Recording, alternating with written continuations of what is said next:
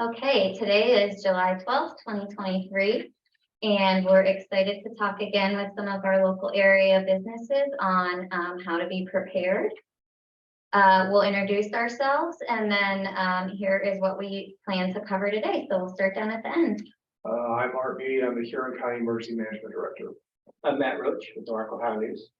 Sarah Ross, Norwalk Economic Development. I'm Mackenzie Spriggs, Director of Destination Sandusky. I'm Kayla Strauss with Norwalk Economic Development. And you also see Brian on video, and we'll have him introduce himself in a few minutes before he speaks.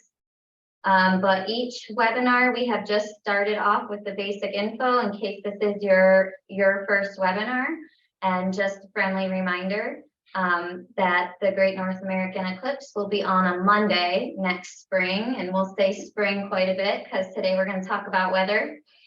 So 312 to 317 is the moments of totality, but I'm going to show a little animation that expands upon that a little bit later. And why is Norwalk talking about this a year in advance? Well, we are in the dead center line of totality, and here's a list of a few of the special things that we're going to get to experience here that won't be experienced elsewhere. So before we go to our two guest speakers, since this is our last scheduled webinar, we will schedule more as we get great guests lined up, and maybe as we get closer into 2024 as well. But I did just want to recap some of what we covered. Since we'll send this after the meeting, you'll get links to the two previous recordings. The first time we heard from Dan McLawn, Eclipse Chaser from eclipse2024.org. Here's some of the great links he shared with us. One that we have not shared with you yet, though I do just want to click on it and show you guys the animation. One moment, let me stop share and reshare so you get the right screen. You guys can put this on your websites, share it with your employees, or just reference it so you have an idea of the time. But here down at the bottom, you'll see the timestamp. So it was starting about 1:50 p.m. And slowly getting into about partway through 2. You'll see Norwalk here, what it's going to look like. And I'll fast forward a little bit so we don't see the whole thing. But then we start to get to totality. And you see the communities down here start to experience totality first. And then it'll come up our way. They start popping up. Fast forwarding, Norwalk will be in totality about, again, 312 to 317. And then we go the other way and start to experience sunrise again. 3:20 in the afternoon. And to watch the full thing, at least through the simulation, takes us till after 4 o'clock. In the afternoon. So that's interesting. If you guys again want to put that on your websites or share it with your employees, that is one of the animations. Some of the other tools are interactive. Then our second webinar, we really talked about opportunities for profitability, how you might start ordering now, and then special permitting. A lot of helpful links from the health department if you would like to host camping, special events, special food sales with your or on your property. So again, all these links will be emailed again. And then just to get into the basics, and because we have Art here this time, we weren't able to have him with us last time, but as we go on over the next 8 months or so, submit your events and questions. The chamber can help answer all those. Contact Art if you are going to host an event or need help planning for parking, ingress, egress, any other logistics. Art, do you want to say anything? On top of all of that, if you have any security or safety concerns, please reach out to my office as well, and we can help you through those processes. Yep, so this is all just reminders that we're all here and accessible in this time, even though we're not going to be having webinars. There's Brendan's information. Subscribe to Norwalk, Ohio News. They're featuring a weekly piece, so there's no way you'll be able to forget about it. And then we have started to get more information from the fairgrounds. They will be hosting camper camping And so here is the phone number. If anybody's asking you where they should go and where they should park, we recommend making this your first referral because they have the infrastructure for it. And so here's the phone number and contact info. Anything else you guys would like to add before we introduce Brian? No. Okay. All right, so Brian, I really don't want to butcher your last name, so I'll let you introduce yourself. We really have enjoyed following your columns in Norwalk, Ohio News. Maybe not everyone on the webinar today has read everything, so if you repeat some things, that's okay. Well, thank you for having me. My name is Brian Leda. I get Lada a lot, so but it is pronounced Leda. Is it okay if I share my screen here because I have a little presentation? Yes, let me be sure you're able to do that. Okay. There you go.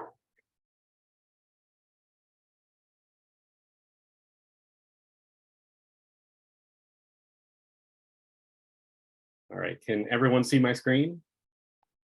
It's all white for us. All white? Yep. Oh. Still can't see anything? Still a white screen. Oh man. There we go. How about now? Yeah, great. All right. I don't do this too often, so it's a learn progress here. But yeah, my name is Brian Leda. I am a meteorologist for AccuWeather, and I specialize in space and astronomy events. I've seen the 2017 total solar eclipse, and I do have some experience forecasting eclipses elsewhere around the world. In 2019, I helped a group of eclipse travelers in South America. Since there was limited internet down there, I was kind of their personal forecaster to make sure that they were in the right spot to see the eclipse. So I have a couple slides here, and some of this information might be repetitive, so I'm sorry if you already know some of this, but it lays the groundwork for my overall message with everything. But once again, I work for AccuWeather. I've been a meteorologist there for over 10 years now. In about 8 of those years, I've been a digital journalist where I write about all sorts of weather events, hurricanes, tornadoes, earthquakes, everything in between, but I am the main astronomy and space guy. So if you see any kind of AccuWeather article about space, astronomy, I'm likely the one behind it because with every meteor shower and full moon, to see it, you need a clear sky, and that is definitely the case with a solar eclipse too. So there's a weather angle for pretty much any type of stargazing you want to do. So I'm going to start with this map showing the 2017 eclipse versus the 2024 eclipse. The 2017 eclipse was known as the Great American Eclipse because it went coast to coast, Oregon to South Carolina. The one next year is going more south to north than west to east, so it's going from Texas to Maine. And one thing you'll notice is that the 2017 eclipse, even though it was coast to coast, not many major cities in the path. The one coming up next year, we have Dallas, Indianapolis, Cleveland, Burlington, Vermont, even a little bit of Montreal, Canada. But you know, Ohio, nearly half the state is in this path of totality. But it's not just being in the path. You want to be as close to that center point as you can be to maximize your time where you're in the shadow of the moon, which Norwalk, as you saw earlier, is pretty much dead center on that path. So pretty much a perfect spot if you want to see the eclipse in Ohio. As far as how long the eclipse lasts, it will be a little bit longer in Texas, I believe about 4.5 minutes. Northern Ohio, we're expecting somewhere around 3 minutes, 45 seconds. And then up in Maine, it's closer to 3.5 minutes.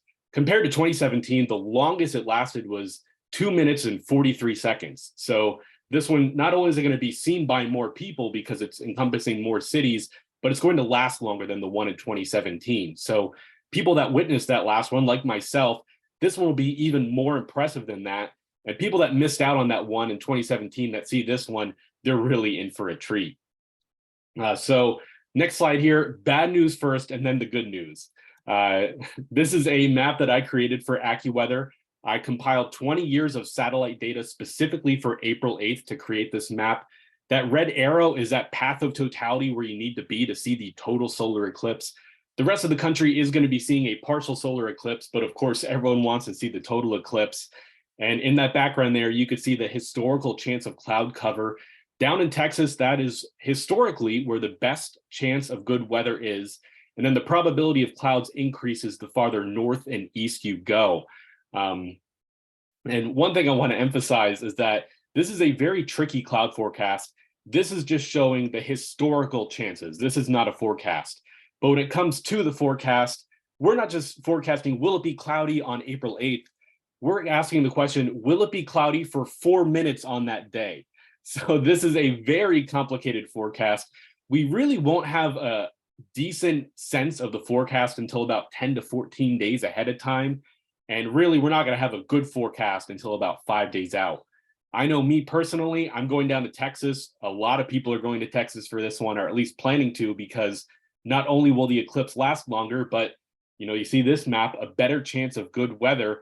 However, you need backup plans because, as I mentioned, this is the historical chance, and climatology is different than the actual weather. And there's no better example than that than this past April. This is a satellite image from April 8th of this year. As you can see, cloudy in Texas, and in Ohio, actually not too bad, pretty much clear across all of New England. This white that you see up here, this is actually snow on the ground. That's not clouds. So it is possible that some people viewing this eclipse could be standing in the snow when they're watching the eclipse happen overhead. When you zoom in on Ohio, you can see there is a little bit of clouds, but the clouds in this image for Ohio, more of the high clouds that you can see through. So really, if this happens next year, this is best case scenario for the Midwest and the Northeast. Meanwhile, all those people that are planning Texas, they need to shift gears. They need to go somewhere to find that sun. So yeah, that last map that I showed did look a little scary, high chance of clouds, but this is a great example of weather is different than climate. So anything is possible on the day of the eclipse, including this right here, which, like I said, best case scenario. Also, too, comparing the 2017 eclipse with this one, there's differences based on just the time of year. I mentioned, people could be standing in the snow while watching this eclipse. The one in 2017, that was in the summertime. In the summertime, we get those puffy cumulus clouds that can pop up at a moment's notice. And that actually happened to someone at AccuWeather. They were down in Charleston, South Carolina for it. They started to see the eclipse. Then a quick thunderstorm popped up and they missed totality just because of that pop-up thunderstorm in the summertime. What we're talking about is April. This is a springtime, completely different weather patterns. Of course, we could still get those pop-up storms down to Texas, but typically in the Midwest and Northeast, we get these broad, far-reaching storm systems like what you see in the satellite image where, the clouds are more spread out, not really reliant on the sun as much as those pop-up thunderstorms. So in that regards, it should be slightly easier weather forecasts as we get closer to the eclipse. Definitely different scenarios compared to that one in 2017. Also with the weather in general during 2017, in the summertime, as the moon blocked out the sun, the temperature dropped by about 20 degrees. Where I was in Tennessee, it went from the low 90s to the low 70s. Here in April, temperature swings aren't going to be quite as dramatic, maybe 5 or 10 degrees. And even if it's completely cloudy, there is going to be an eclipse happening. So, if the bad weather happens and it is cloudy over Ohio, it will still get completely dark outside, like it's the middle of the night, and the temperature could still drop. So, cloudy, not good, but you'll still get to experience part of the eclipse. So that's just an overview of the weather, and really what happens with the weather will have big implications on the overall logistics.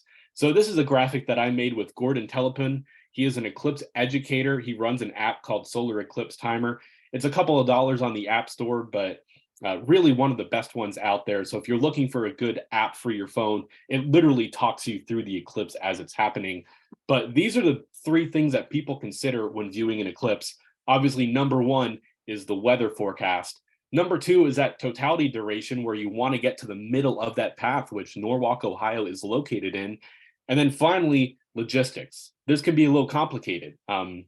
Some people might want to go to Texas, but logistically they can't go there because, they just can't afford it, or because this is happening when school is in session. So maybe they don't want to pull their kids out of school to go on a cross-country trip. Also, to logistics, you think about the time of when this eclipse is happening. It's happening on a Monday. So we can expect people starting to arrive at their viewing sites throughout the weekend, maybe arriving on a Saturday, spending all weekend in town, going to restaurants, stores, local attractions before the eclipse on Monday.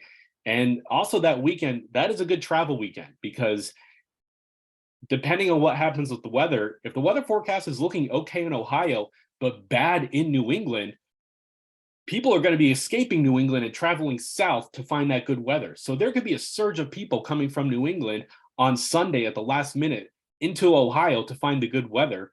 And similarly, if it's cloudy in Texas, but not too bad in Ohio, people could be surging northward. So really a lot of unpredictability with the weather until we get closer, but we could really be seeing a surge of people, which could be a boon for the local economy, depending on the weather. Now that surge of people, it might not be all at once. It could be gradual over the weekend.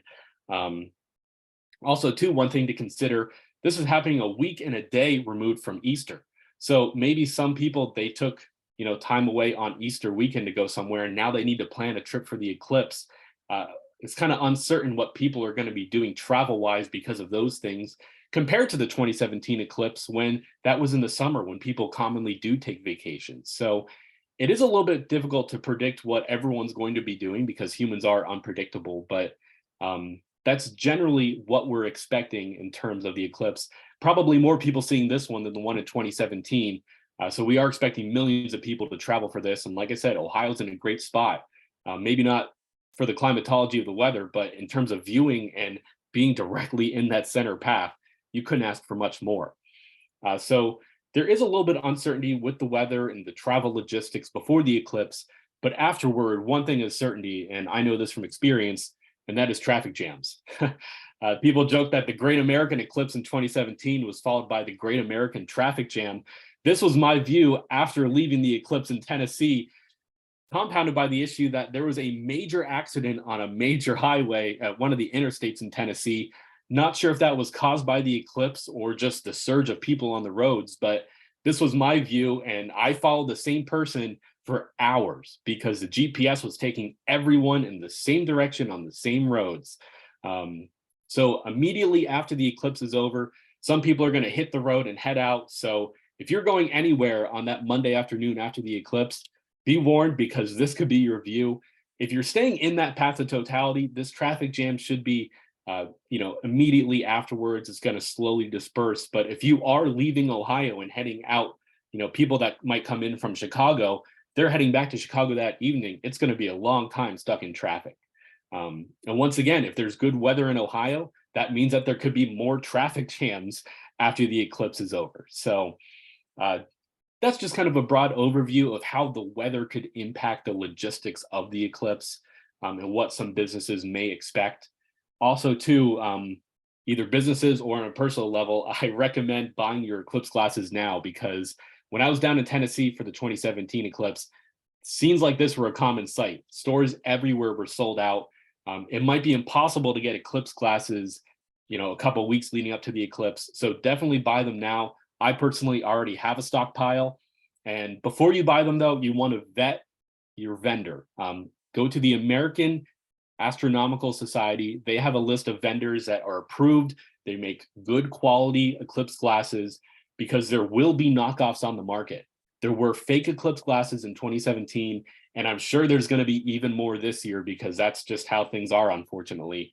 So make sure that you don't just go to Amazon and buy the cheapest one. This is something you don't want to go cheap on, because looking at the sun with the wrong eye protection can cause serious eye problems, sometimes permanent. So this is something you want to do now to really prepare ahead of time, so you have plenty of eclipse glasses come the day of the eclipse.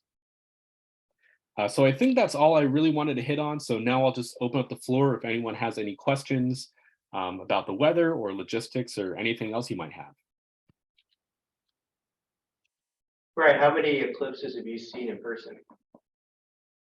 Solar eclipses, I've seen one total solar eclipse, and I've seen two partial solar eclipses. I've seen plenty of lunar eclipses, but those aren't quite as impressive as the total eclipse.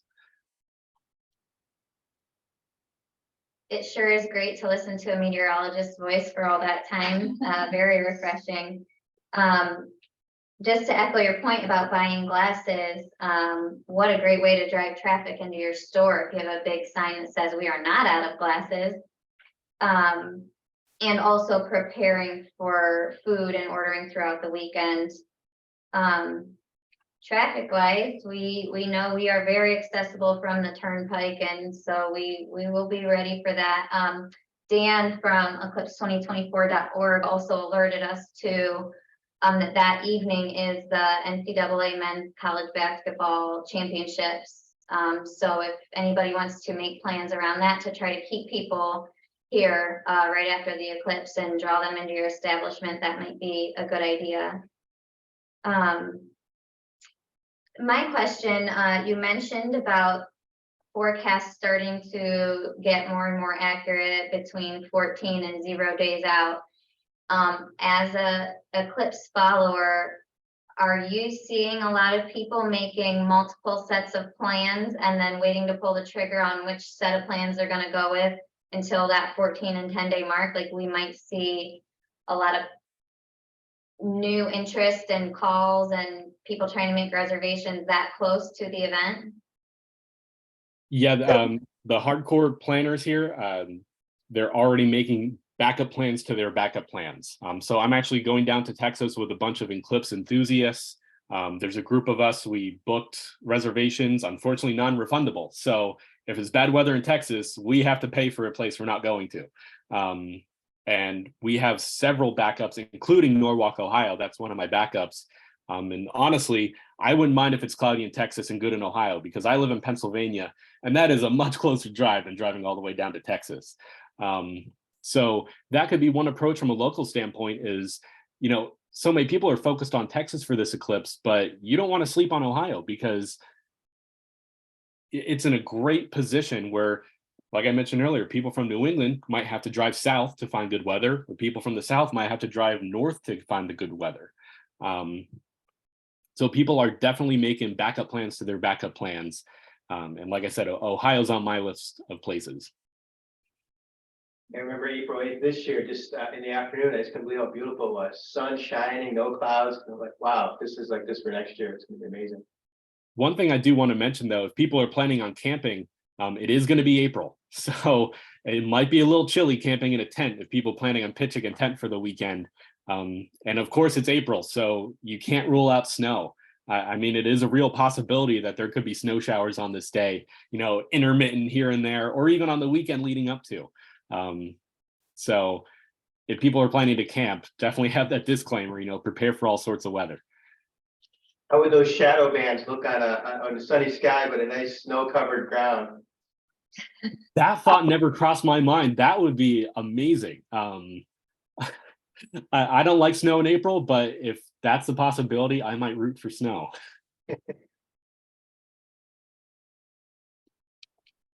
Do we have any questions from people in the audience? You can unmute or chat them in. Yeah, I've got a quick question. As someone who goes to Eclipse on a regular basis, can you just describe your trip a little bit so we kind of know what to expect? I mean, do you just, you know, you'd mentioned, you know, camping, it's going to be a little bit cold. So do you normally book a hotel room in the area? Do you go for the weekend? When it's actually time to view it, do you go to a local park? Where do you go to actually see it? And how do you plan that out in your route so we can anticipate what others may do? So what I did in 2017 is I made sure to arrive somewhere at least in the area of my viewing site in Tennessee 2 days ahead of time. I want to say, I forget if the eclipse was on a Tuesday. My memory doesn't serve me right there, but I definitely arrived 2 days early so I could kind of scout out my location. I'm not far away from my viewing site.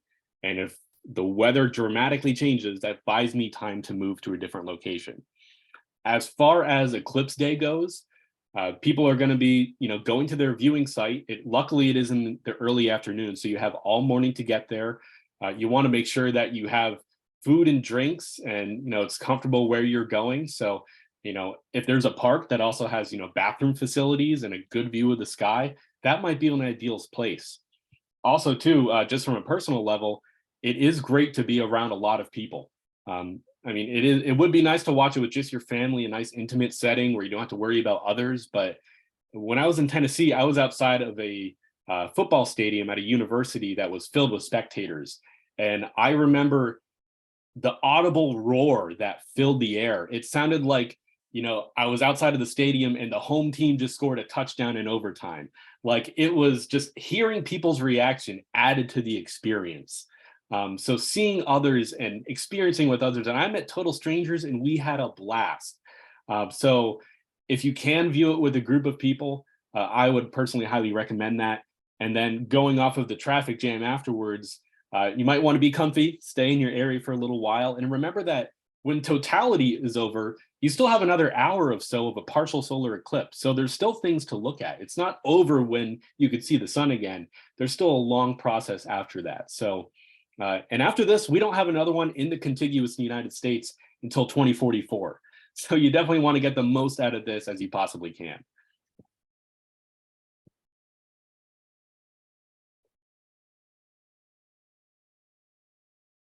Thank you. Any other questions in the audience? Remember, if you are planning to kind of designate yourself as a viewing site, please let us know on that form on the website, and that way we can direct people to those places that have that kind of experience that Brian's describing. If there's no other questions for Brian, we'll keep him on. We'll send the links to the app that he mentioned, the place to vet your vendors for glasses. If you don't mind sharing your slides, we can send those as well. But if not, I will turn it over to Mackenzie Spriggs, and she's kind of leading the efforts in Sandusky, Erie County area on planning their programming and how they're organizing there. So I thought we might want to hear from our neighbors, so we can either try to collaborate on our efforts or just learn from what they're doing as well. Good to be in the know. Yeah, but thank you, Mackenzie. Thank you guys for having me. I apologize that my voice is not as engaging as Brian's. Brian, I feel like you've had a lot of really good practice. But I did want to start from a high level and tell you about some of the organizing efforts that we're doing in Erie County, and then I'll boil down to Sandusky and some of the programs specifically that we're planning there. So you guys here have a really great planning committee that are bringing you together. You're actually a little bit ahead on us. We aren't planning our business outreach really until this fall. So kudos to being ahead on that. It's really myself and our CVB, Shores and Islands, Ohio, that are taking kind of the lead on organizing people. And so what we've done there is they are the hub for ordering those Eclipse glasses.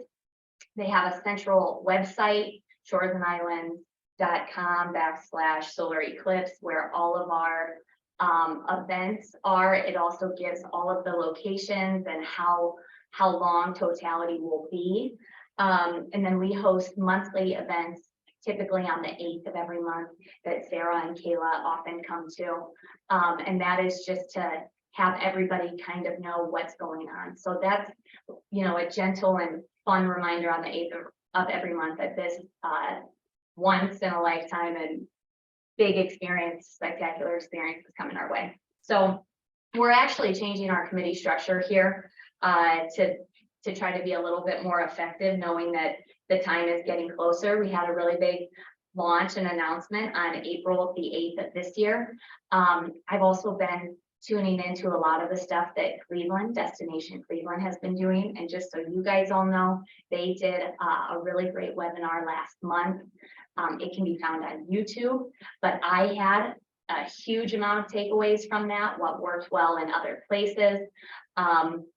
So based on some of the stuff that we heard at that Cleveland webinar, we're kind of changing to a committee structure that will have a committee that's focused on lodging and where people are staying, our outreach marketing PR efforts. Again, at the Cleveland webinar, they said that despite all of these meetings that we're having, Norwalk, Ohio News, talking about it every week, that you might still go to Wendy's the day before and people won't know that it's happening the following day. And so, whether that is a save the date mailer, really we're just in a complete brainstorm phase, but it is our goal so that everybody knows that this is happening and to find your location. So that outreach marketing communication committee, I think, will be very important in the lead up Then we also have our safety committee led by our EMAs and local sheriff. And then lastly, like an education, I think many of our schools are being canceled. And so how do we actually take those kids and put them in and give them education experiences? We're also very lucky here that we have NASA, we have the Sidney Froman Planetarium, and how can we leverage unique things like that? So education being a piece, and then finally the business community. So all of those, I think, are committees that we hope to really flush out and get some person that is going to be that point person in each committee, so that we have a steering committee where people know basically what safety is doing, what the business community is doing, because this is a pretty big effort, and it's a large elephant to eat one bite at a time. So that being said, I think that there are some really great things. I love that Brian talked about the weather, but some of the things that we're doing or have acknowledged up in Erie County and Sandusky are just that we can do things so that it's not solely focused on Monday at 3:12 p.m. How do we make it so that people can come Thursday or Friday and have a lot to do? Oh, hi, Lisa. I went to high school with her. So speaking of what's happening in Sandusky, and actually let me just backtrack and tell you one more thing about Cleveland. They are expecting, or they are having, the women's NCAA tournament on April 5th in Cleveland. And most people, so a lot of their hotels are already booked.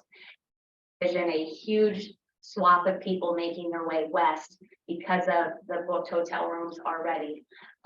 So we're hopefully getting our ducks in a row to welcome a lot of that crowd that maybe foresaw themselves in Cleveland, but can't find a hotel room at this point due to the women's NCAA tournament. And I do think that the men's tournament after that Sarah just mentioned is a really great idea. So we might see some of that traffic, and also this is a really great opportunity to get some of our tourists that go up to Michigan to come down to Ohio. So in Sandusky specifically, we're doing some fun things. We're talking to our elected officials about changing the name just to Sandusky. So just something fun. Again, there was a really great place that named themselves Eclipseville in Kentucky, and we took a page out of their playbook there. So that's something that we're working on with our elected officials. Again, nothing serious, but something fun to just bring further attention.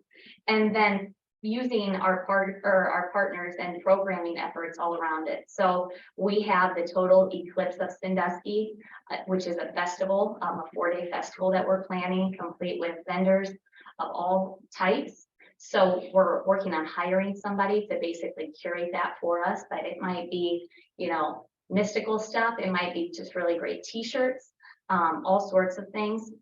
We have designated the Jackson Street Pier, which is a new public space that we have that's right up on Sandusky Bay and the waterfront. We hope to have concerts there. Again, it can be very iffy on the weather, and so we're working on some backup plans. The schools have auditoriums. You guys have a great spot here in Norwalk with a great auditorium. So what might be possible there? And again, when we're thinking big and shooting for the stars, it's like, is it possible to get Cindy Lauper to sing Total Eclipse of the Heart in Sandusky, Ohio? Maybe not, but like if we start there, then where can we go from this conversation? So I think it's also about getting the right people in a room that are excited to do this work, and then talking about what might be possible. So we do have that 4-day festival ahead of the eclipse.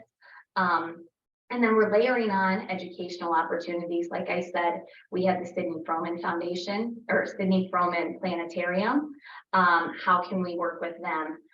We have our friends at NASA Armstrong, and I will say you're really lucky to have Sarah here. She sits on that advocacy committee. And so what educational opportunities can there be where we might bring in somebody from NASA and again, show them that we have a NASA facility here, and that can take place regardless of the weather. So just some things that, we're hoping for the best, but kind of also planning for alternate scenarios. But I think if you provide people fun things to do, make sure that your businesses are open and deliver on an experience, it will be, it'll pay dividends in the long run. Thank you. Any questions for Mackenzie? Mackenzie, what are you hearing about Cedar Point? What plans do they have? So that's funny you should say that. They have been invited and as a part of our planning efforts, but because they are at a skeleton crew basically in April, they don't have a lot of planning efforts going on. The one caveat I will say is that they have the Cedar Point Sports Center and we've been working with them. They have a volleyball tournament that weekend, but currently Monday, we are holding it for like a lecture of some sort. So if we can get an astronaut in or something of that nature, but that can hold, 2,500 to 5,000 people. And again, if it's at 10 a.m., then people can still hopefully get to their viewing site. But Cedar Point Sports Center has been a really good partner. And I think that Cedar Point will just ask to use their social media. Any questions from the audience for Mackenzie? I will say, and this is like a little bit of a detour, but a great idea that I heard again from this Cleveland webinar was, can we think about viewing locations like, in the case that we do have some crummy weather or just overcast skies, and is there a chance to potentially just broadcast what's happening in Texas, also at the same time, so that people can be here presently, but also see what people might be seeing elsewhere. So I think that there are creative solutions if you have the wherewithal to look for them. Well, I appreciate the insight on the committees. I think if there's anybody, again, doing anything or organizing your own committee, or even if you're involved with the schools, again, just send that information to Matt's team, send it on the form on the chamber website. Even if you don't want to be a committee, but do your own thing, we'd love to get all the info in one place and be sure we're getting the word out and showing how all of Norwalk is rallying around this. So thank you for those other areas. I mean, we've been business focused, but I think education is another big piece of it. Getting the youth involved is exciting. Yeah, and sending stuff home through our kids so that then their whole family knows. And so that's kind of like an awareness touch point that we're considering. But I think you guys are doing a great job. You're in really good hands. And obviously there's like a cohesive effort. So you should also be proud of that. So any further questions for Mackenzie or any of us before we kind of wrap up this series? Any comments? Sarah, I have one. There is an annular eclipse. It's October 14th, 2023. And again, it's not to the wow effect, but I think it might be a great dress rehearsal for all of us, or again, another chance to really get the word out. And again, so I just wanted to share that's October 14th. And that, use it however you will, but we're gonna use it as a dress rehearsal and a chance to again promote the upcoming eclipse. Yeah, I think Brian, in one of his comments, had mentioned that's a great chance for photographers even to make sure all their gear works for the big event. And that's Perfect. Scrimmage. Also, too, Ohio will be having a partial solar eclipse on that day, even though you're not going to be seeing that quote unquote ring of fire people talk about. So another reason to get your eclipse glasses early so you have them for both eclipses. Great point, both of you. Thank you. Well, this has been really great. Thank you. We've had some regulars, we've had some new faces each time. Like I said, this isn't necessarily the last, it's just our last planned date so far. We do have some requests out to other guest speakers, and we're going to see how the community planning continues to shape up. But do follow along in Norwalk, Ohio News every week. If we set another date, it'll be published there. Please continue to check the website, keep in touch. Start planning, get the date on your employees, your staff's calendars, your websites, your social media. We really appreciate any extra communication support to get the spotlight on Norwalk for this big event. we'll send you guys all these links to recording sources. And if there's nothing else, thank you guys so much. We really enjoyed this. Take care.